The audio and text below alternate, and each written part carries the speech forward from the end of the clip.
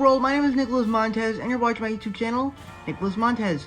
Welcome back to another YouTube channel video, everybody. I'm so excited to have y'all back here together again. And in today's video, we'll be talking about the first episode of What If Captain Carter became the first Avenger. This was a show that I was kind of excited for, but kind of skeptical for. If you're wondering why I haven't posted videos much this week, is because I actually was on vacation this past week. I was at Disney World. I posted a vlog of videos that and photos that my family took over it, because I didn't really want to take pictures. I like to just enjoy it. But before we get started talking about What If, let's just kind of talk about what were my thoughts going into the episode, going into the entirety of the show What If.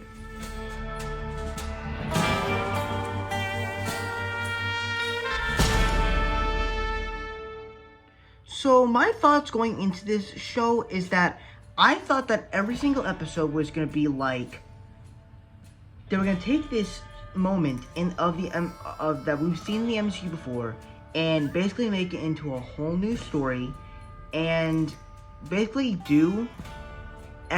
change at least a character that we all know and love and switch it out with another character and continue that story from there.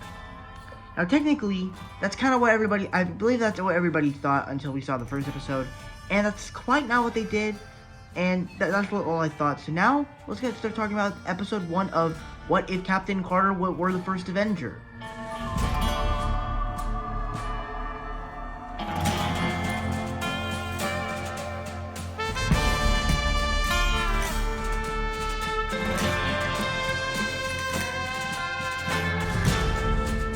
So, this episode, I thought as the first episode, was very good.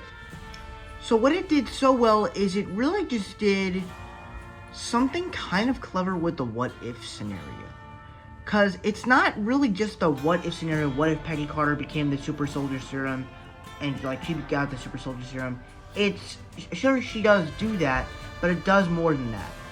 It basically uses this little trick of what if Peggy Carter stayed downstairs and she didn't go up into the booth to see Steve get the serum. And it's a cool little detail that they did. I thought it was kind of cool, as a lot of the Watcher was telling us that little moment that sets up a new universe. And I liked that little detail. And then once Peggy Carter becomes Captain Carter, I thought that she was awesome throughout the episode. I thought she was amazing, and I like how she was a lot more fun than Steve Rogers was, because in the first Avenger film, sure, his character was amazing, but he didn't do a lot of awesome stuff. Sure, he saved over 400 men, but it's like we didn't get to see him do any sort of big action sequences. We got to see him take out a couple of guys, but that's really it. And I wanted more action with him in that movie, but in this episode, we get to see Peggy Carter go at it, and it's awesome. And likewise, the animation, as the first thing that's introduced into the MCU that is animated, it works for animation style. Literally every time explosions happen or when dust is happening, it literally just looks like they just brought a comic book to life, and I love that so much. And I just love how all these characters look like they just brought back out of the comic books. I love it so much. I just love how it feels so comic booky. It literally reminds me of Spider-Man Into the Spider-Verse, where the explosion stuff would be like pow, pow, pow, boom, bang, punch. It was so cool, and it continues that in this show. Another thing that I really enjoyed is that because of the events that happened with Peggy Carter becoming the super soldier serum, new things happen. Characters are not nice to her as much as they were before, such as this Flynn character that I never really knew who that was until this show. I heard that he was in Agent Carter, that TV series that was on ABC a long time ago. And he's just this character that just does not support. He basically is the information guy for General Phillips, which basically died in the beginning of the episode.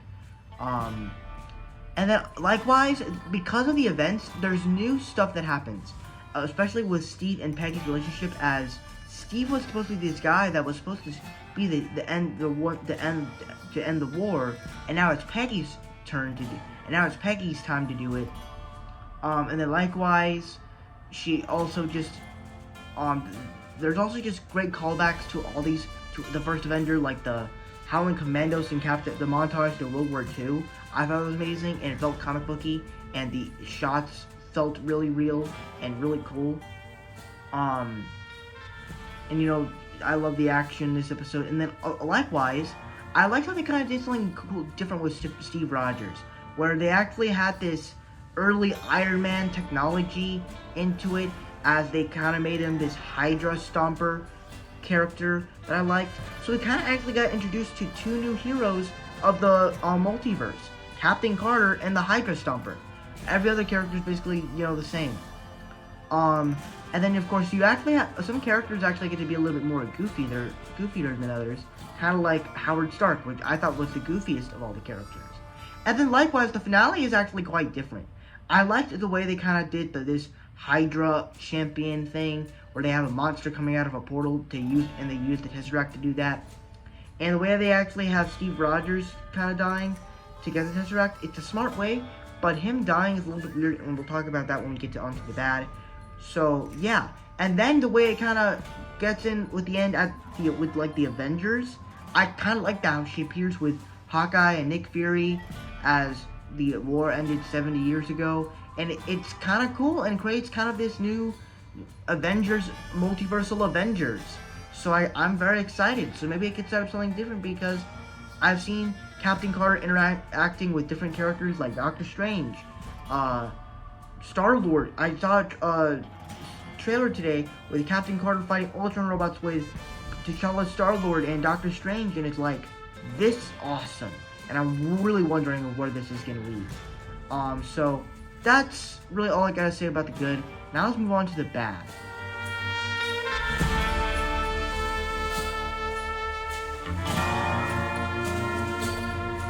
So the first problem that I have with this episode is that the pacing just feels so off.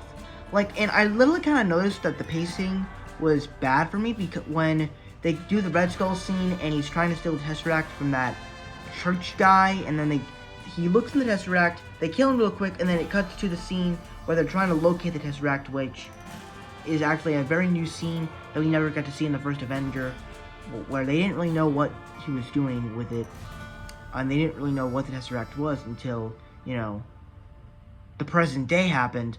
And then likewise, I don't like the way they did with Steve. Now, I like the way they did his character new with Peggy, the relationship with Peggy, as well as him making him some sort of new hero, as he's now not a soldier. He's more of a Hydra Stomper now. But I don't like how they kept killing him off.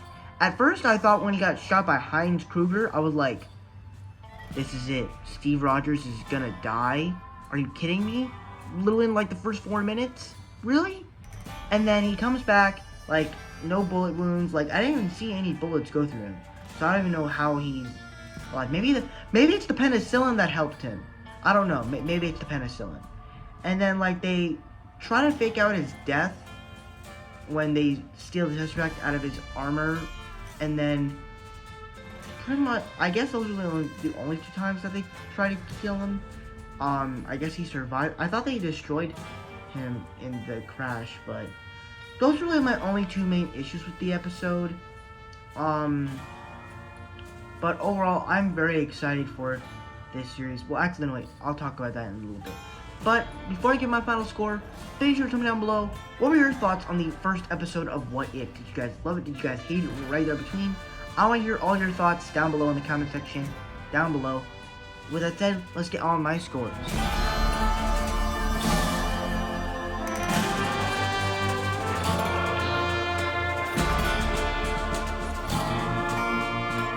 Alright, so that's it for my scores, but we have one more thing to do before we end this video, and that's to see what are my thoughts on What If, and am I excited for future episodes. So let's hear my thoughts on it.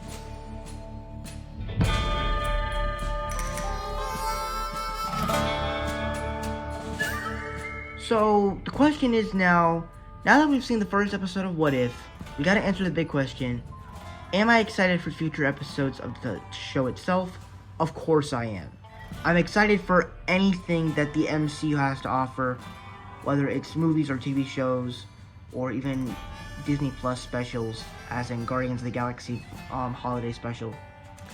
But this show, I'm actually kind of excited for, especially how it's basically taking place during the events of when the multiverse is created. After the events of Loki, since that was the show that kicked off the multiverse. It was the start of the multiverse, as different realities and new realities are being created and new stuff is being explored. And I'm really excited to see how this whole show comes down to the end. And as we've seen Captain Carter with some other characters in this show, I'm really hoping that we get. I'm honestly thinking this could be a lot like WandaVision, but overall, that's my review for What If, as well as my scores and my thoughts if I'm excited for the other episodes coming forward. Thank you guys so much for watching. I hope you enjoyed. Don't forget to like, comment, and subscribe. My Instagram is Marvel6 and my TikTok name is MarvelFan. If you guys don't understand those names, head to my about section so you can follow me on all social medias. I'm also on Letterboxd. It's seen as Instagram, Marvel_6_. And I'll see you guys in the next video. Bye bye.